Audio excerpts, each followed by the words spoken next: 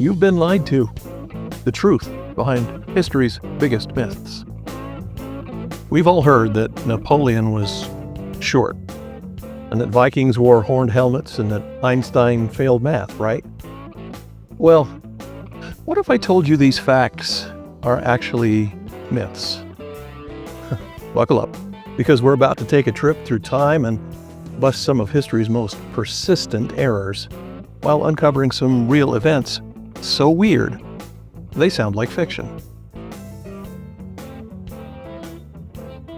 History is a funny thing. Sometimes a lie gets told enough times that it becomes truth. Other times real events are so bizarre that people refuse to believe that they actually happened. But they have. In the words of the former U.S. Secretary of Defense, Donald Rumsfeld, "There are known unknowns. There are things we know we know. We also know there are known unknowns. That is to say, we know there are some things we do not know, but there's also unknown unknowns. The ones we don't know, we don't know." And when it comes to history, we're often tangled in all three. That would be the knowns, the unknowns, and the unknown unknowns. Let's start with some of the biggest misconceptions and see just how much of what we know is wrong.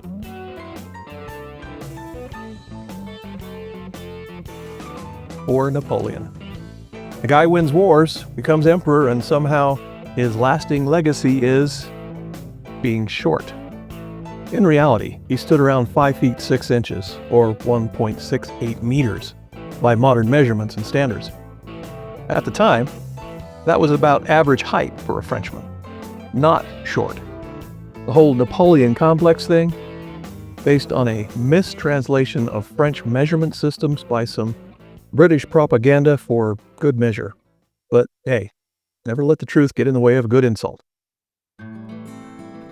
If you picture a Viking, you probably see a big guy with a bushy beard and, most importantly, one of those iconic horned helmets. Guess what? They never wore them. That look, straight out of a 19th century opera. So, what did they actually wear? Vikings were all about practicality. They wore simple conical helmets, sometimes with a nose guard, but never with horns. Their clothing, functional and layered, wool tunics, linen undergarments, and fur-lined cloaks to keep them warm in the cold Scandinavian climate. Chainmail, or leather armor, was not uncommon for warriors, but the idea of flashy, decorative battle gear, horned helmets, not their style. Vikings dressed for survival, not theatrics. It's comforting to think that Einstein flunked a math test, but unfortunately for us mere mortals, it's a total myth. Not only did he ace math, but he was studying calculus by the time he was 15. So where did this failed math idea come from? Must be true, after all, it was printed in the 1935 Ripley's Believe It or Not column that claimed Einstein once failed arithmetic. That rumor may have grown from one of his math teachers claiming Einstein was lazy at math, with lazy being interpreted later on by others as not good at math. Einstein himself later addressed the myth, saying, "Before I was 15, I had mastered differential and integral calculus. Simple math bored him. The guy loved and was basically born doing physics." All right, let's talk about one of the biggest public freakouts in history. You've probably heard that the so-called witches of Salem were burned at the stake during the infamous trials. And yes, over 200 people were accused, 20 were executed, and a whole lot of folks lost their minds. However, no one was burned at the stake. That was more of a European thing. In Salem, they preferred good old-fashioned hanging. And one guy was literally crushed to death under heavy stones, just to prove a point. Yikes. Today, the best man holds the rings, maybe gives an awkward speech, But back in the day, he had a slightly more intense job, defending the bride and groom from anyone who might want to crash the wedding. A truth.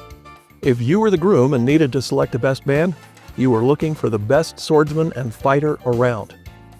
But why was this necessary? Because in some societies, marriage was a high-stakes game. Sometimes it involved reluctant brides, rival suitors, or even outright kidnapping. In medieval Europe and other parts of the world, weddings were often political or financial arrangements, rather than romantic unions. If a bride's family objected, or if some other suitor thought he had a better claim, the ceremony could be interrupted in a most dramatic way, with swords drawn. The best man was chosen not for his ability to plan a bachelor party, but for his skill in combat. His real job?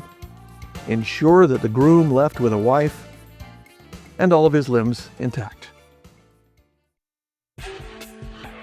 Picture this.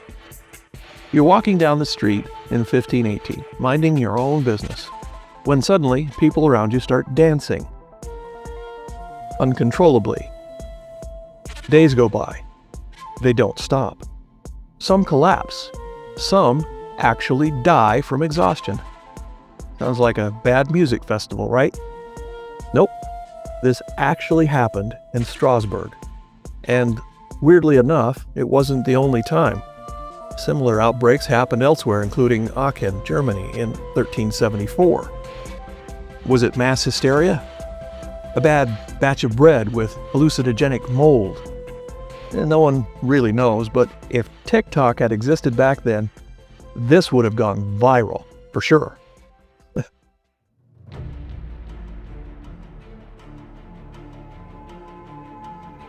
Imagine waking up in June expecting warm sunshine, only to find snow on the ground. That's what happened in 1816, thanks to the massive eruption of Mount Tambora in Indonesia. The explosion spewed ash into the atmosphere, blocking sunlight and causing a global temperature drop of several degrees worldwide. The northeastern United States saw frost in June. Europe suffered torrential rain and crop failures, and China experienced unseasonal snowfall. People at the time didn't know about the eruption. News didn't travel fast in the 19th century.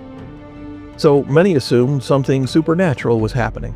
Some believed it was divine punishment, while others feared it was just literally the end of days. Starvation spread, food riots erupted, and economics took a major hit. But on the upside, this weird climate event indirectly gave us Frankenstein. Because Mary Shelley and her friends, stuck indoors due to the gloomy weather, decided to have a ghost story contest. I suppose volcanic ash could inspire horror literature. What's the worst way to go? Fire? Drowning? How about molasses? In 1919, a massive storage tank in Boston burst, sending a 25-foot wave of sticky syrup through the streets at 35 miles per hour. Buildings were crushed, horses got stuck, and tragically, 21 people lost their lives. Rescue efforts were nearly impossible because, well, have you ever tried swimming in molasses? The disaster was so catastrophic it led to major reforms in industrial safety regulations. So, yeah, something as simple as molasses literally reshaped modern safety laws. They say if you go to that spot on a hot day, you can still smell the molasses. These myths and forgotten truths prove that history is a mix of fact, fiction, and misunderstanding. So how do we make sure we're getting it right? By questioning what we think we know. Looking at sources critically and understanding that just because something is widely believed doesn't make it true. Unless, of course, it's the historical fact that I've never lost an argument. Mostly because I only argue with my houseplants. So here's the ounce. Sometimes real life can be very strange. In fact, the only thing stranger than most fiction is the truth. And that's it. An ounce submitted for your consideration. So what other historical facts have we blindly accepted? And what jaw-dropping real events have we dismissed because they sound too crazy? Next time you hear an unbelievable fact, whether it seems too normal or too weird, ask yourself, is that really true? Because history, my friends, is full of surprises. Drop a comment with the weirdest historical fact you once believed. Like, subscribe, and share this with someone who still thinks Vikings wore horned helmets. Thanks.